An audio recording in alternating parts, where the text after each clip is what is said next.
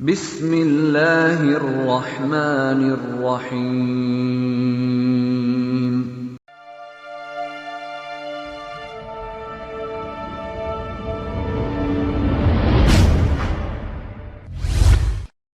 Arab Saudi sudah menutup diri.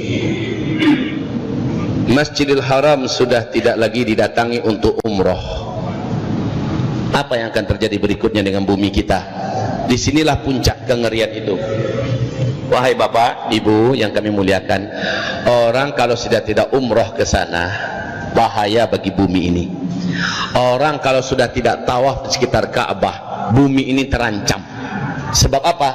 Kestabilan bumi ini adanya di pusat rotasi bumi, ya, pusat rotasi bumi menuju langit yang membuat bumi ini seimbang adalah Masjidil Haram. Dari situ langsung tembus ke Sidratul Muntaha, ibarat tali, ya, di sini gantungannya. Dan ini akan terus berputar selama orang masih tawaf di dalamnya. Coba bayangkan ketika gasing berputar, ketika putarannya kencang karena banyak orang-orang tawaf, maka gasing itu akan stabil, betul tidak? Tapi bagaimana ketika gasing tadi sudah melemah karena sudah tidak ada lagi yang memusingnya, yang memutarnya, maka dia akan melemah. Semakin melemah putaran gasing, apa yang terjadi pada gasing? Gasing akan labil, dia akan goncang. Makin dekat dia berhenti, makin goncang. Disitulah tahun-tahun gempa, kata Rasulullah. Tahun-tahun gempa, dan puncak gempa itu nanti, kalau di dunia ada di mana-mana gempa, tapi yang mustahil terjadi gempa selama ini adalah Mekah Madinah. Kalau Mekah Madinah sudah gempa, maka itulah dia tahun-tahun puncak bencana di muka bumi ini. Tempat yang paling aman, tempat yang paling tenang di bumi yang didoakan oleh Nabi Muhammad, Nabi Ibrahim, sudah terjadi gempa-gempa dahsyat, maka itu pertanda apapun negara di muka bumi akan terjadi bencana-bencana yang mengerikan.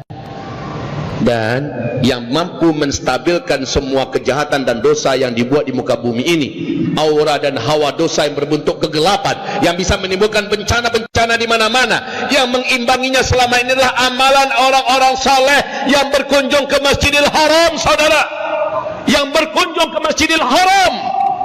Mereka beribadah ke sana, nilai ibadah salat saja di situ 100.000 kali lipat satu kali salat, nilainya sama dengan 100.000 kali lipat salat di masjid-masjid yang lain. Inilah yang mampu mengimbangi dosa yang dibuat di muka bumi. Sekarang penyeimbang itu sudah dilarang untuk masuk. Paham yang saya maksud ini? Yang mampu mensterilkan dan mengimbangi dosa yang dibuat manusia di muka bumi adalah Masjidil Haram, Masjid Nabawi, dan sekarang tempat itu sudah tidak boleh dikunjungi untuk umrah, entahlah haji besok. Ini sudah ada saya dengar isu, ya, dari dalam kerajaan, kemungkinan Ramadan pun akan dilarang.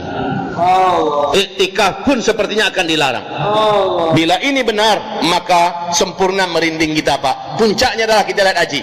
Kalau musim haji besok ternyata ini belum selesai, masih terus berlangsung, maka hasbunallah, ni'mal wakil, ni'mal maula, wa ni'man nasir.